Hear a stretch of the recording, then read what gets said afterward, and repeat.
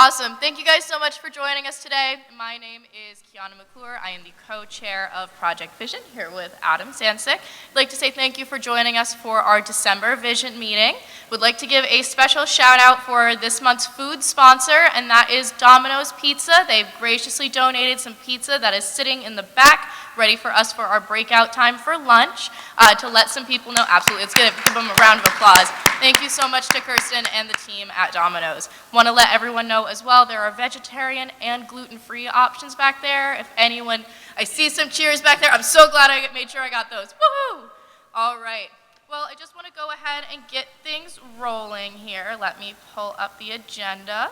The first thing I would like to do, and it's something that I forgot to do last month and would like to apologize, I would like to invite any new Vision members, anyone new to the room, to, if they don't want to stand up, they can just wave their hand, introduce themselves. If you'd like to speak and tell us where you're from, that would be great. And we do have a microphone circulating in the back, so feel free to raise your hands and introduce yourself for any first-time Vision members.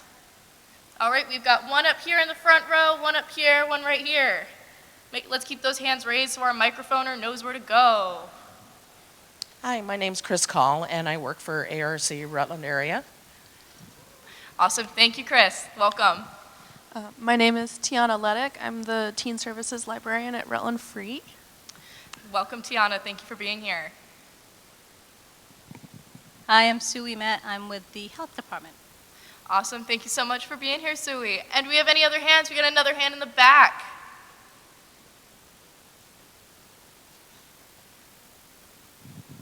Hi, I'm Sharon Henriken. I live in Rutland and I'm retired.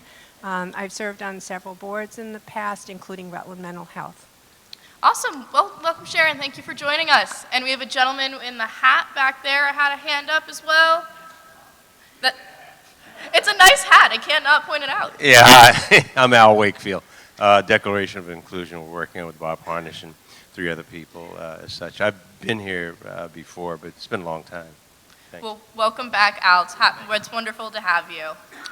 All right. Do we have any other? We got one more in the back corner. I'm Bill Ackerman, Housing Trust of Rutland County. Awesome. Thank you so much for joining us today, Bill. All right. Last call for any first-time members. Hands up in the air. All right. If not, then I'm going to go ahead and move us right along into Mayor Dungis's remarks. So welcome, Mayor Dungis.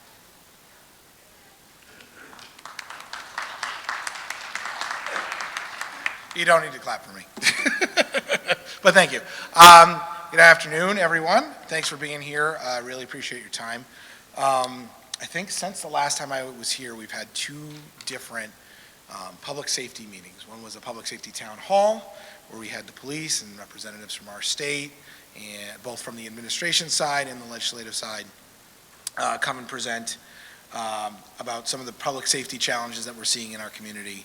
And then we had a follow-up one that was held at the Rutland Rec Center, where we had myself, Commander Prouty, and our police chief have more of a listening session, where we were able to take questions from the audience and hear the concerns about people in Rutland City about just public safety in general, as everything from what's going on with the hotels all the way through, how can we enforce rules when there's laws on the books that don't let us do some of that enforcing. So it was a good in-depth conversation. Both of those are actually available on PEG TV. If you didn't get a chance to take a look, I would suggest going and watching those.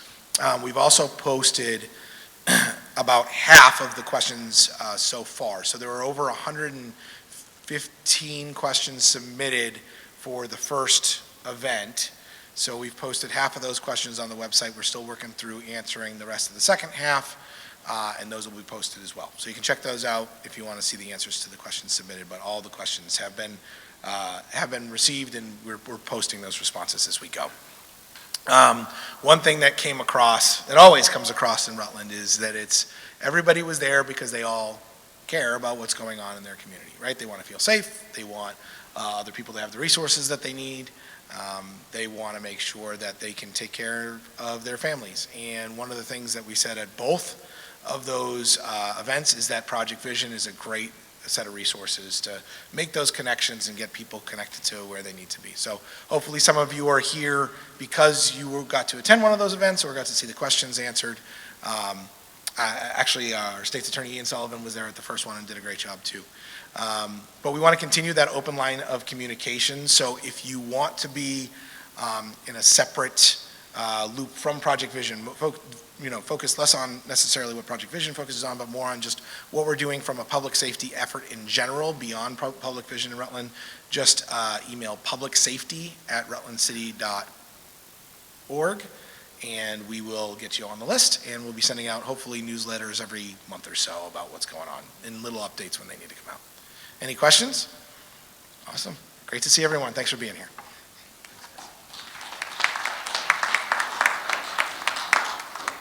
And next, I would like to introduce Chief Brian Kilcullen for his remarks.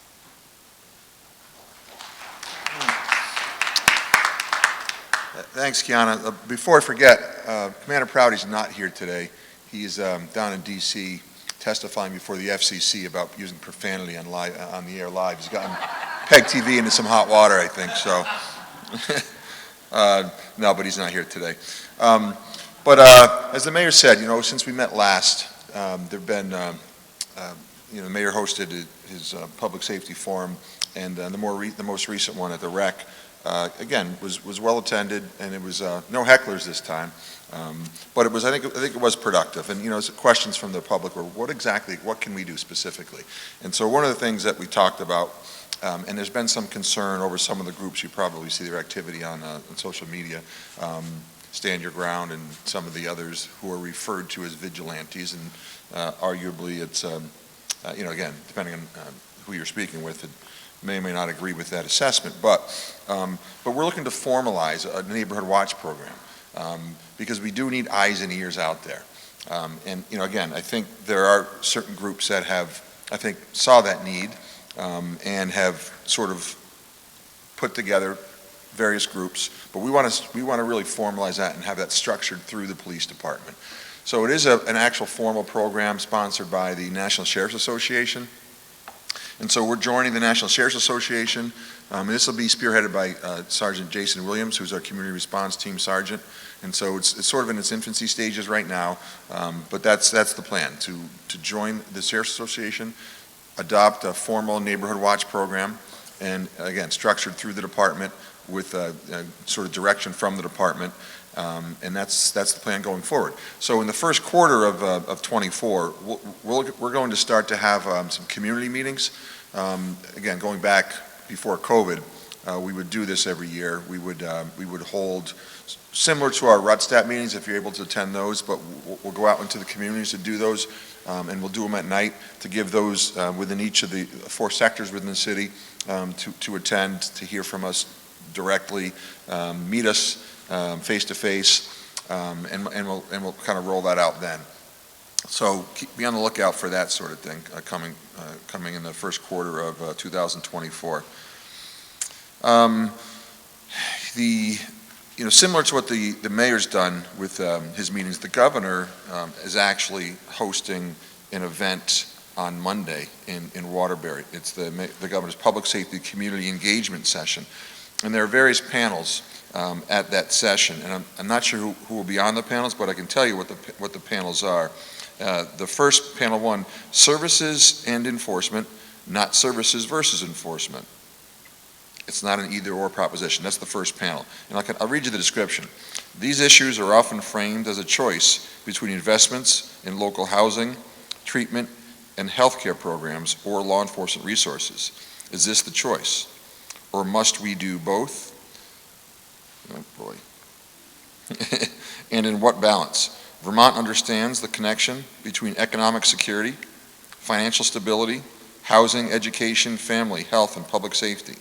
We've made significant investments in each of these areas, as well as a social service system.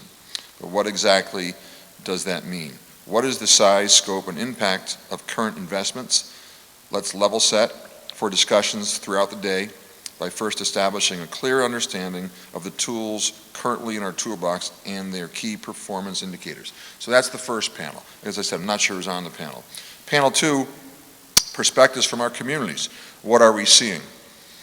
And if you remember, the governor was at our mayor's first public safety forum at the Paramount, and so it sounds pretty much what I think what the governor had heard there. But again, not sure who's on the panel, not us. With investments, expansions, and enhancements discussed in the first round, we will see growing public safety concerns. Let's hear the perspective of our neighbors who are on the ground confronting these challenges. So I think we'll probably hear similar things to what the governor heard when the mayor hosted the first public safety forum here at the Paramount. And then the third panel is understanding the issue of repeat offenders. Again, we heard a lot about this, I think, certainly at the first public safety forum the mayor hosted. How does current law address repeat offenders, and how can the judiciary and those who work within it help Vermonters understand this issue? And then the fourth panel, introducing policy for discussion. It says we would like to share ideas we are considering and invite feedback. Do these address the issues raised today? We're starting to see some of the proposed legislation that might be coming forward. I'm not sure exactly what would be discussed in panel 4, but potentially that might be discussed. So we're looking forward to that. That's on Monday. I'm going with Commander Prouty and the mayor. I know Ian Sullivan's going.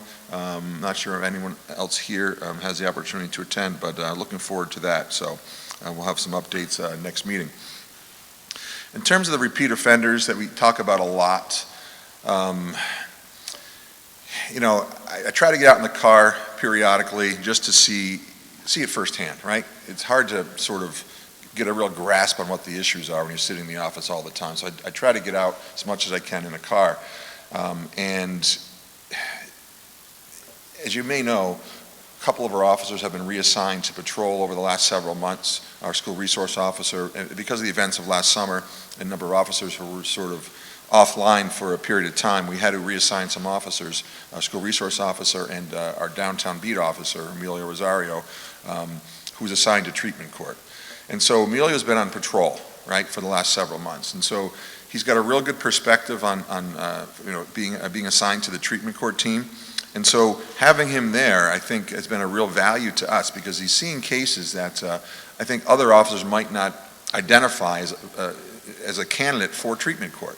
And so we've got one particular individual that we've been dealing with regularly. Now, I can tell you, on the car 2 days ago, we had, and again, it's the typical scenario where it's sort of the prolific, shoplifter, unlawful trespass, notice it against trespass, from every store in the plaza and beyond. But dealing with those sorts of individuals regularly, and again, having Emilio out in patrol, when he gets involved in those cases, there tends to be a referral to treatment court. And so, 2 days ago, we had an individual, literally every day we'll hear his name on the radio from one store or another. Tuesday night, he was at Walmart, and he's been given a notice against trespass for that store, and I think in every other store in the plaza. But he was in the store, and he was shopping, and he was committed to retail theft. So again, he had a warrant also for not appearing for some of his prior offenses. But Emilio responded to that, and again, and he's made a referral to treatment court for that particular individual, as I said. So having him assigned to patrol has had some real value for us, and so we're hoping to, again, get as many referrals as we can to treatment court, because I've seen the success of the program.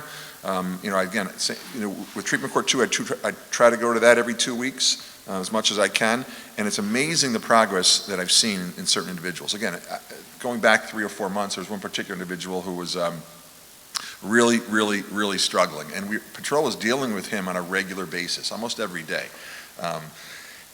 And again, Emilio being in patrol, I was in the car with him this particular day, and we dealt with this individual who was in treatment court that Emilio had the relationship with, and we were able to identify him as being incapacitated and got him to jail that night until the next day. So that was the first step. So again, having Emilio in patrol really, as I said, brings a different perspective.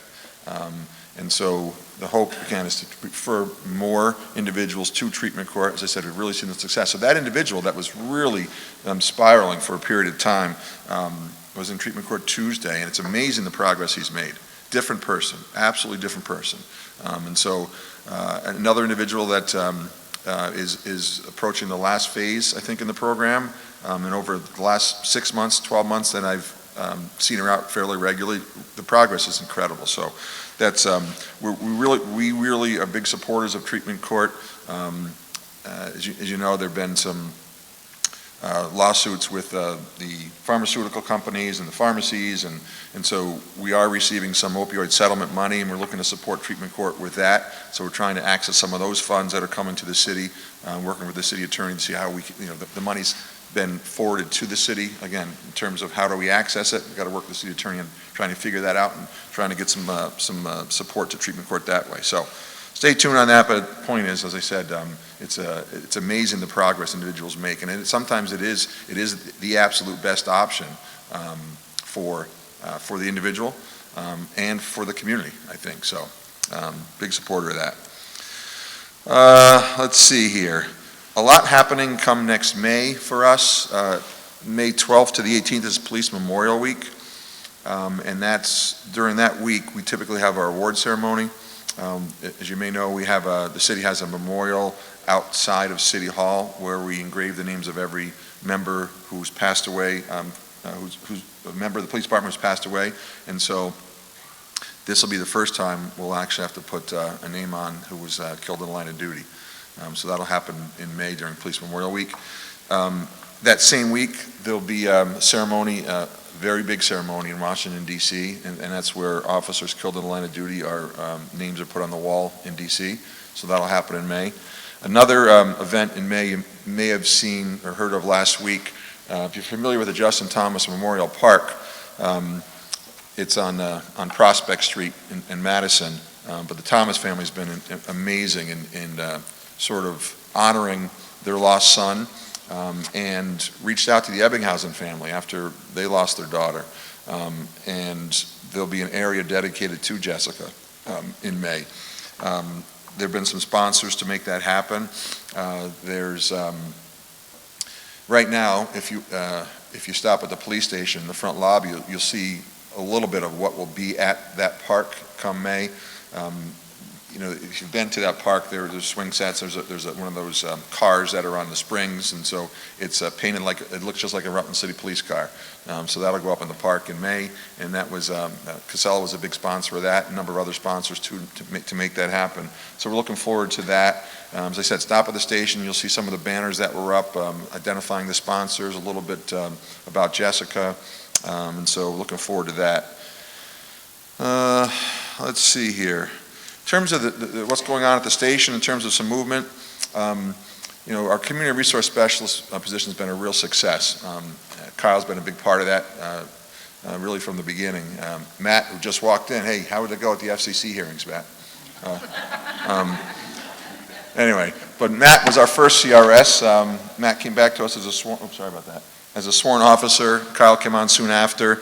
And Bill Giotti, another CRS, came on soon after that. There was been some internal movement within the department, and so Bill is transitioning to a new assignment, and so we solicited interest from within the department to fill that CRS job, and there was no internal interest, so we'll be soliciting interest from the outside to fill in one of our CRS positions. So look for that real soon. Yeah, and that's about it for now. So any questions? City's budget, balance the budget, Randall, at the library? I'm sure these will cover any police. Well, thank you. The budget is tonight. The board will vote on the budget tonight. There'll be some discussion on that and vote. So if you're so inclined, come out tonight at 5:30. Hope to see you there. Thanks, everyone.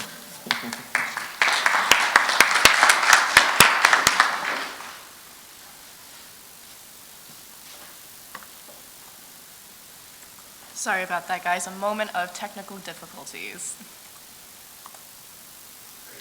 Perfect. Thank you, Adam. And now I'm actually going to have us break for lunch. We're going to have our lunch and networking session, again, with that pizza graciously donated by Domino's. And we're going to report back out here probably about half an hour, so 1 o'clock, 12:45-ish.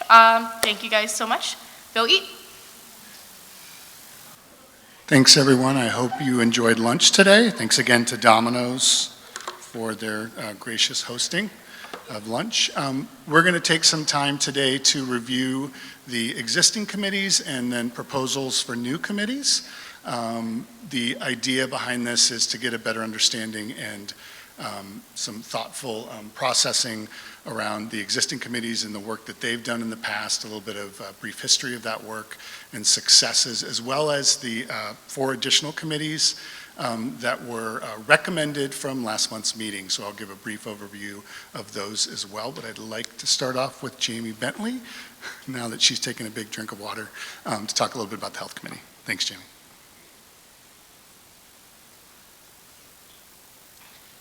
Hi, everyone. Jamie Bentley, Community Health, Community Impact Coordinator. You were probably just heard me talking about the Community Health Needs Assessment, which we are in the process of soliciting feedback through our survey. So if you didn't get a poster, let me know. I'm happy to give you one. But I'm not up here to talk about that. I'm up here to talk about the Health Committee. I have been co-chairing the Health Committee since 2021, maybe? 2020? I don't remember when. But for the past couple of years. And the Health Committee has been around for quite some time. It has a much longer life than my time here.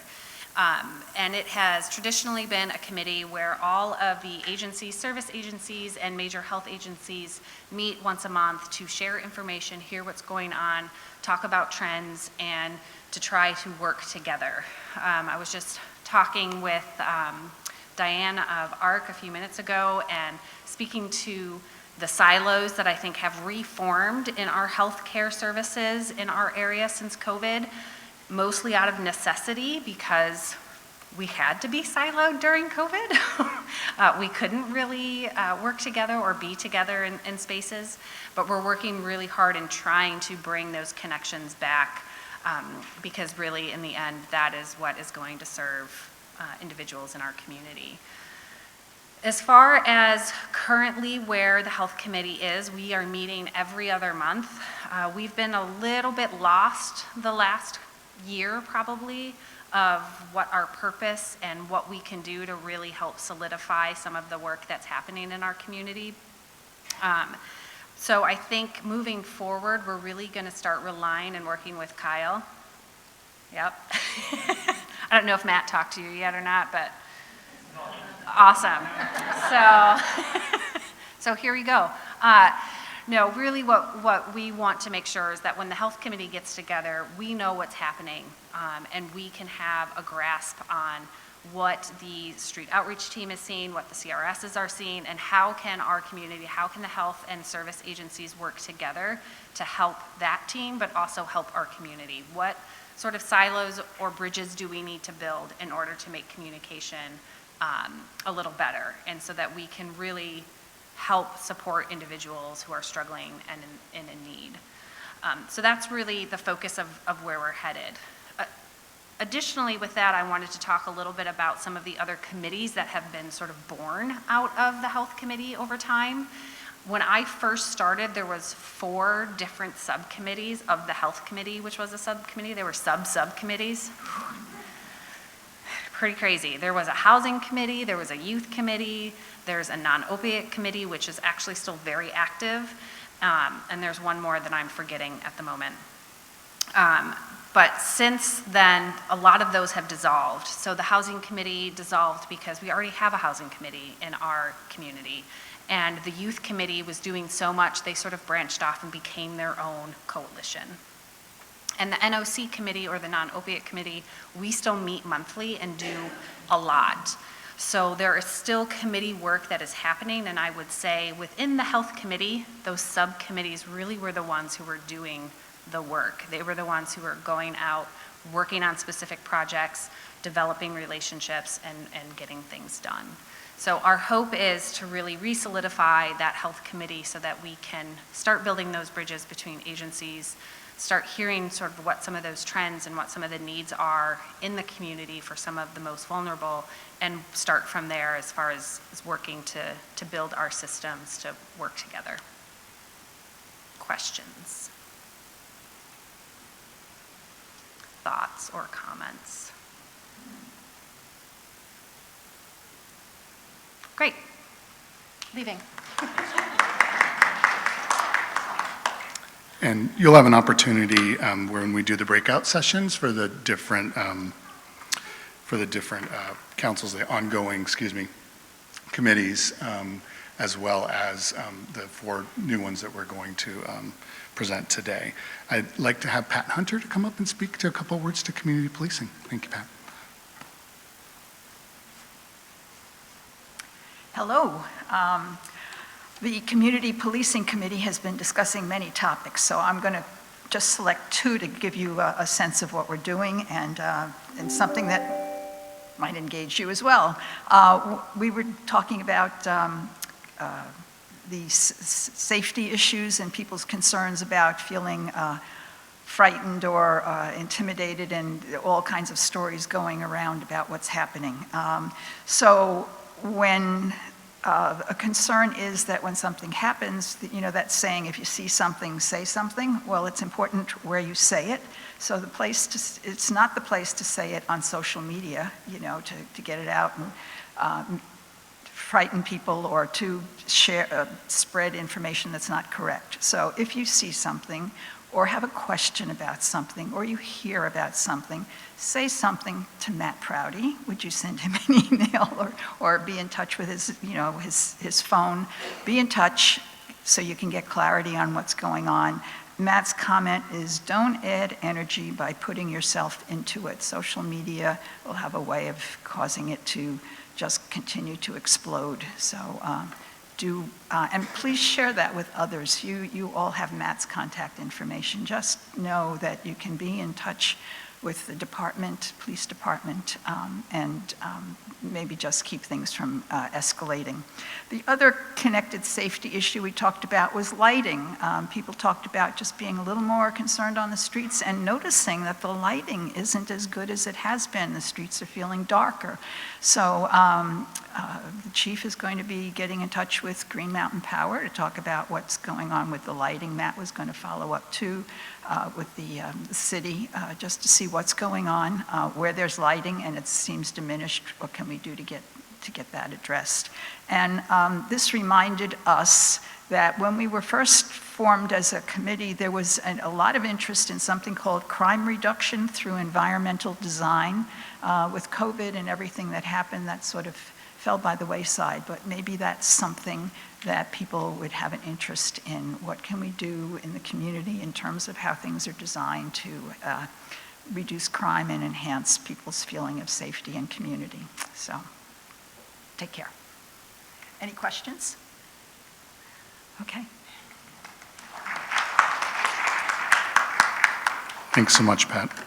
So, with the idea that we have those 2 existing committees, I did want to let you know that we've got 6 different stations that we'll be breaking up into for about 15 minutes, just to kind of talk a little bit more about these committees and how we'd like to see them develop, and potential leads and folks that we think need to be part of those committees in order to make the real work and goals happen.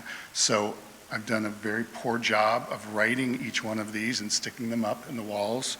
We've got the volunteer department that's going to be out in the next to where the food was served. Youth council's out with the comfortable chairs and couches. We've got the fundraising committee on the other side, opposite of where the food is.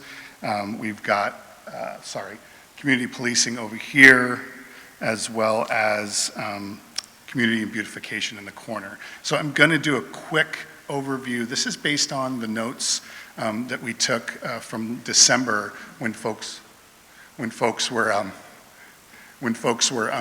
giving input around what they'd like to see in the way of expansion of these committees. So I'm just going to give a brief overview for you folks around these, and then we'd like to do breakout and have conversations around goals, initiatives you'd like to see within these committees, and anybody who's willing to lead and support moving forward. So we'll get started with a review of the Community Cleanup and Beautification Committee. I don't know if you wanted to speak to this at all, because it was something that you had talked about previously. But it's basically a neighborhood cleanup initiative that would focus on volunteer development, outreach into local neighborhoods, looking at your neighbor, looking at somebody that may be a senior that may need help sprucing up their yard, or a kid coming to help mow the lawn. Just some basic connections to community in order to enhance the community. Sorry. Anything else that you wanted to add to that? Because I know that was something that you were interested in. Unfortunately, it doesn't look like I have my group of Castleton students here tonight, where when we were all together, we discussed a TikTok trend. And this TikTok trend is a trend where individuals will go free of charge, they tend to be landscaping companies, and go door to door and I see a couple head nods in the background, you guys know what I'm talking about. They'll see an elderly neighbor, a single parent, a disabled neighbor, and they see that their yard might be overgrown, that their shed might be collapsing, or they might be struggling with individuals taking refuge in sections of their property where things might be in disrepair. See a broken shed, an overturned boat. I'm sure the people with the head nods in the back know exactly which two videos I'm talking about with those two examples. And it's something that had come up during our breakout session on, could we mimic this as a community? You know, this trend is really fulfilled by landscaping companies who are looking to do it to help out in their communities. Is that something that we as a community organization can step up and do? So I'm super happy to see some people who know what I'm talking about here. I had my Castleton people here last meeting and they were like, yeah, this is a great idea. So super happy to see some head nods and know that I'm not alone in knowing what this is. So thank you guys so much. Thanks for the clarification. The second committee that we're looking to is more around volunteer development and fundraising. These are not coming up. One more time. Volunteer Development and Fundraising Committee. This would support recruitment of volunteers for, it's kind of similar to the last one, but more geared around repairs, lawn upkeep, and other needs, including senior companions through existing organizations, including, and this is where we potentially get Stafford Tech involved, Castleton University, as you had alluded to. Some of these may be one committee. And this is just presented based on the information that we got in December and attempted to collate and figure out where they sat within these committees. Also supporting ongoing initiatives. So this is maybe the separate piece around community events, picnics. We had a version of this where we were doing block parties a couple of years ago prior to COVID. So maybe re-engaging some block parties. And looking at a way of getting some additional funding to the community. Next committee, Vision Marketing Committee. This is a way for us to celebrate successes within the community, including spotlights on agencies that are doing great work that you may not be aware of, utilizing a YouTube channel, maybe some podcasting, again, engaging with local students to start developing things maybe through PEG TV, a focus on safety education, as well as education of ongoing services that agencies provide that folks, the general public, might not be as aware of. So another way of marketing general resource information to folks, as well as enhanced marketing communication of health and social service agencies across the area. And I'd just like to give a special shout out to our team of one who has been doing that, and that is Kyle over there in the corner. He has been the only person manning the content generation and posting on the Vision Facebook. So this team would be working with Kyle, so that way he's not the only person doing the content generation, because it's a lot on one person. That does include the Facebook page as well as the Vision website. And the Instagram. And Instagram, nice. And the final committee that we're looking at is the Youth Council Committee. They are, as Jamie had mentioned, kind of already stood up, so it would be really kind of bringing them into the fold with vision so that they're able to clearly communicate the work that they're doing and how the best way to engage community partners to enhance that work. So that include the things that came up in December included development of the teen center and skate park, better ways to connect with disengaged youth, leveraging relationships to encourage a healthier relationship with law enforcement. Basketball games was a big hit. I remember a couple of years ago with the chief going out there and shooting hoops with the boys and girls. And as well as looking at some job development and internships that are outside of our existing agencies that provide that service. So kind of thinking outside of the box in the way of getting youth engaged in a meaningful way in the community, and also maybe paying them for it too, which would be helpful. So again, I appreciate your time here today. What I'd love to do is take about 15 minutes to split up into groups to start the conversation. I would ask that whatever you're interested in, go ahead and go to that corner. We've got Jamie Bentley that's doing health. Pat Hunter's going to take care of community policing. Are you going to do the I can take the beautification? For those that don't have a lead, I'd ask you to identify the lead we've got Sharpies and paper provided, and just have a general discussion based on the information that you received today around what you'd like to see happen through these committees, initiatives, goals you'd like to see developed, and then prioritizing maybe one goal. I know this isn't going to be the end-all to end-all as far as expectations, but I would love to kind of get a start and see what folks are interested in for the next 15 minutes. So I will let you go to your corners. Again, volunteers are out in the very far side next to where the pizza is, youth council on the couches, fundraising committee on the opposite side, and then we've got community policing, community beautification, and healthcare on the end. And I'll be walking around to guide people as well. Thanks, everyone. Okay, folks, I think we're going to get started with report outs. If you could return to your seats. Going once, going twice. So I'm going to ask Pat to come up and talk about community policing to get us started. Thanks, Pat.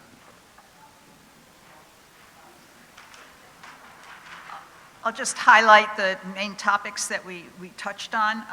We picked up, started off talking from that issue of lighting that I talked about, people feeling safe on the streets, and that there was interest in environmental design and what we can do to make the community feel safer and also help reduce crime.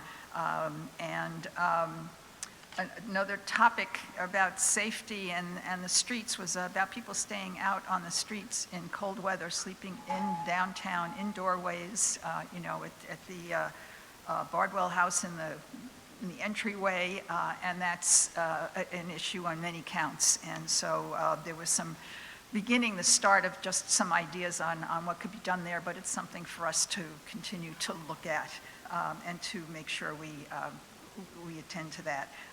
The issue of connectivity, when something happens, when somebody's involved with an incident with a business or an organization, there's been a problem and the police get called and the person is taken off.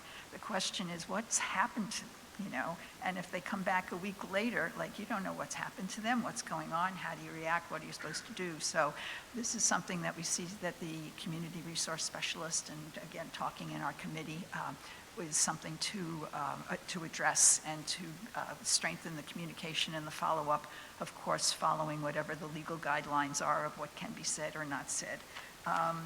We talked about Neighborhood Watch, and that is really important to have communities working together, so we will do what we can to support those processes that are happening. And I have one, it was talked about just the people's feeling about the community, and that people who are involved with the criminal justice system and they're involved with treatment court, their sense of building a sense of being a part of the community again is very important.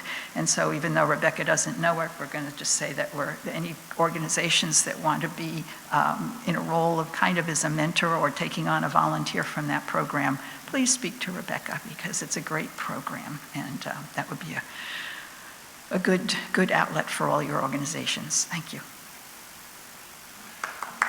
Thanks so much, Pat.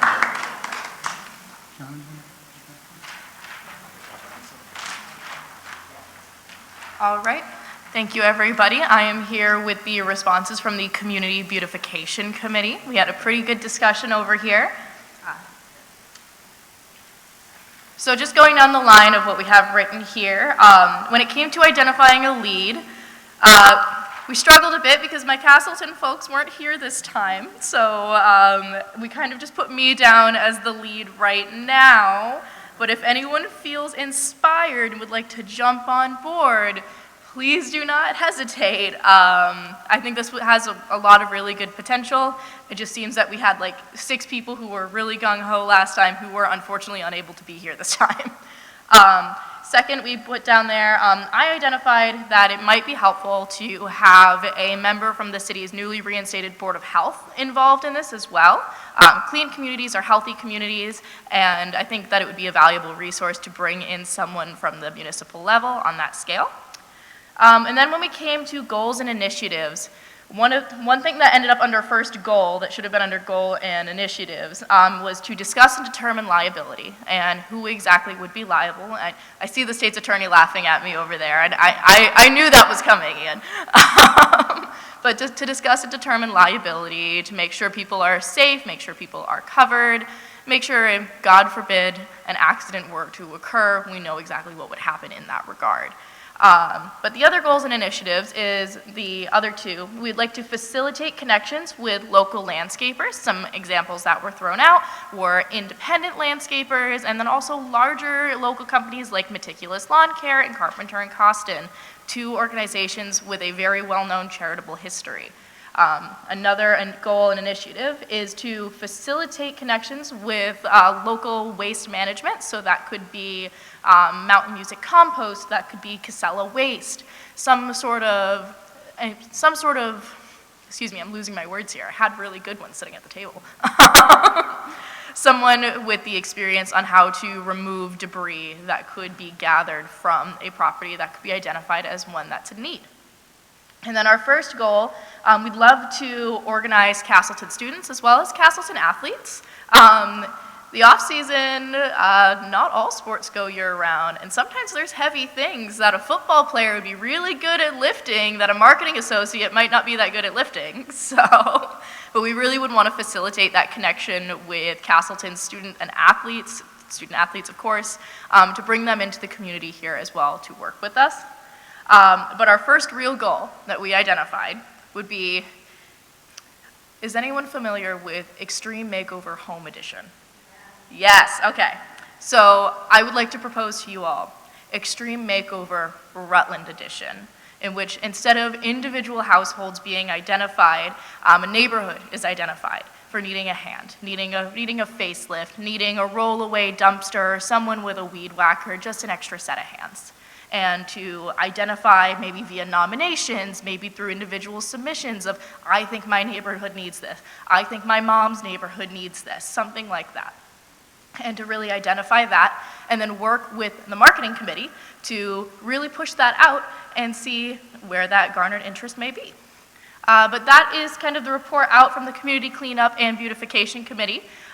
Anyone has any questions, don't hesitate to let me know. And I see a couple of interested faces in the crowd who I'm going to flag after this, so don't leave without me. So, thank you. Thanks, Kiana. Catherine, you can come up and talk a little bit about what you discussed at the Youth Council. Hi, everybody. I'm Catherine Jakubowski, she, her, and I'm with the Department of Health. Y'all had a lot of interesting conversations. We really focused on 2 portions. We recognized that within the Youth Council, that this is an off-branch of the Rutland Youth Coalition. And I am a part of that coalition, and there's really 2 main goals happening right now. We have the Youth Center with Partners for Prevention that they're trying to get a physical location and up and running and make it sustainable. And then we're also trying to get youth to join the council. So that was a primary goal that we discussed today. trying to come up with creative ways to have youth feel comfortable and present, whether that be adjusting the meeting times or simply just inviting them. So if you have youth that come to mind that would be comfortable speaking in a room of all adults, of things that they are interested in, please bring them forth and connect with me. We would love to have you at our coalition. I just turned 25 and I am the youngest member there, and while that's great, I just beat that youth range. So we need people under 24. We need our teens who are living this experience that we're trying to accommodate for present. And I guess that would really be our first attainable goal, is getting that youth. So hopefully we'll have some in January. We're trying to expand that coalition, but if you have unique ideas about sustainability regarding the youth center, please connect with Heather and Sarah at Partners for Prevention. If you need their contact, I'd be more than happy to. But yeah, that was basically what we focused on. Thanks. Thank you. And I'm going to ask Kyle to come up and talk a little bit about marketing. Kyle.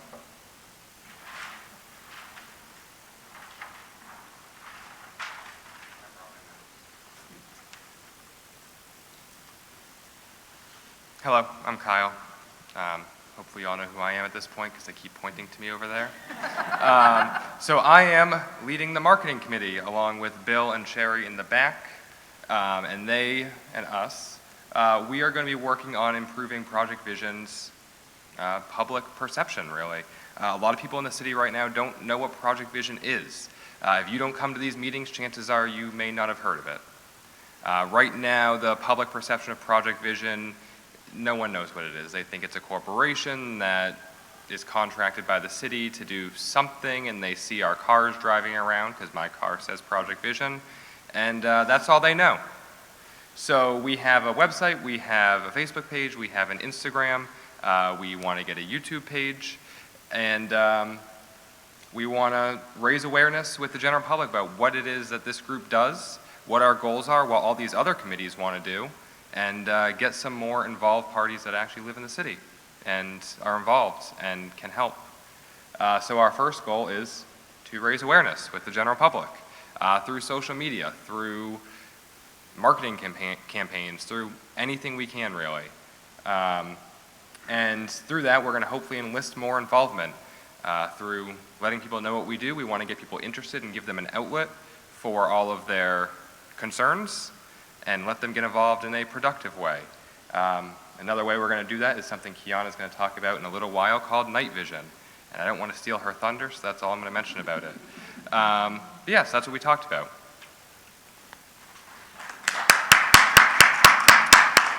Thanks so much, Kyle. The Health Committee, if you want to come up and check in, would be great.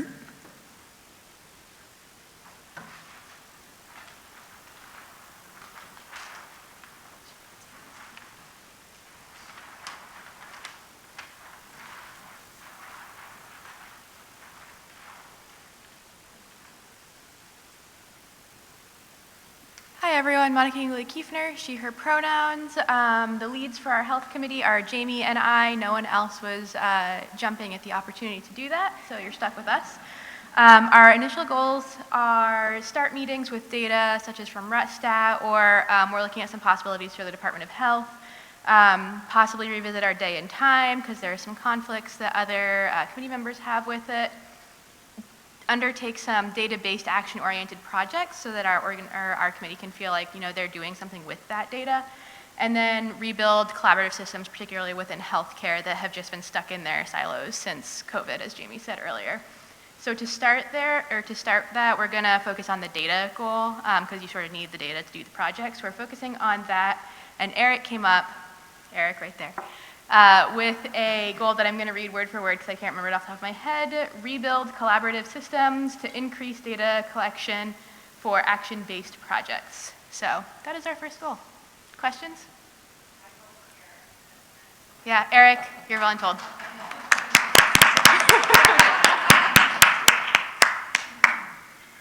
Thanks, Monica, I appreciate it.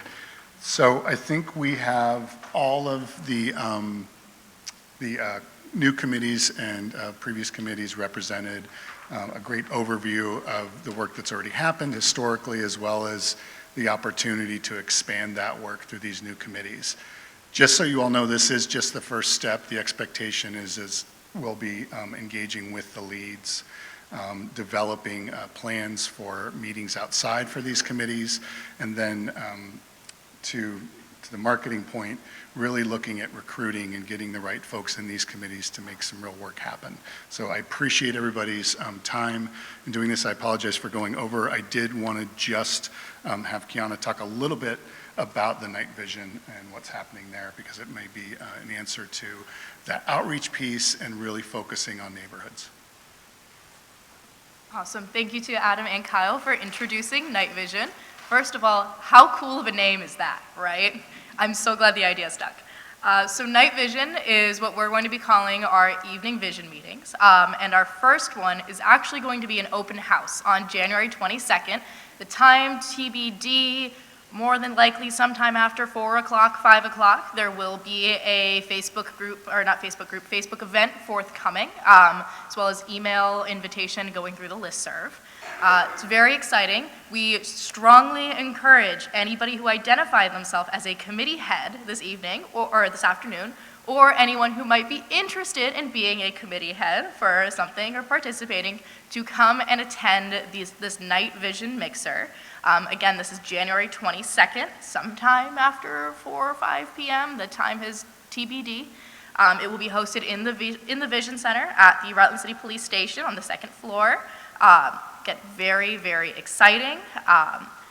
The first part of that is really going to be networking, and then after that, probably after that first 30 minutes, we will open up to the general public, so the general public can come in as well and see the Vision Center and see what we do and talk to every single person who is in this room, because I'm hoping every single person who is in this room will be here at the Night Vision to talk about what we do, our goals, and what Vision is about. If anyone has any further questions, please feel free to reach out to me after. I won't keep anyone much longer than this. But just to close things out, typically here at Vision, we end things on a positive note with a positive or uplifting story. I forgot to do that last month, so I would like to open the floor if anyone has a positive or uplifting story they would like to share. I just encourage you to speak into the microphone that is circulating in the back so you can be heard for PEG TV. Any hands? I'm going to start calling on people. Oh, look at that, we got a hand. Hi everyone, me again. Happy to share that on Friday, Sue and I were able to vaccinate 24% of attendees at the drag show. Talk about health equity, folks. Yeah, shout out PEG TV. We were more than happy to be there. We've been there for a few of them. We're hoping to continue that work. And if you haven't been to a drag show, we 12 out of 10 recommend, and you can get caught up on some of your vaccines while you're there. Thanks. Love it, thank you so much. Any other positive sort of things? Marissa, I'm looking you dead in the eye. Come on, I'm calling on you. Tell us about Light Up Rutland. Too bad, you've already been called on. We've got her right in the middle in the maroon to tell us about Light Up Rutland. Hi, I'm Marissa, and I'm the Assistant Director at Social Tinkering, and we launched our 2023 Light Up Rutland, and we have 12 houses on the map, 3 schools, and I think 1 nonprofit, ARC. So we'll be posting some of the photos from the school for what the students and the teachers kind of come together with, so we're really excited that we have 3 schools this year. And check out the map and go light peeping, so yeah. Awesome, thank you so much. All right, last call for hands. All right, thank you guys so much for being here today. Thank you so much for participating. I'm sorry for keeping you so long. Have a great rest of your afternoon and enjoy the holiday season.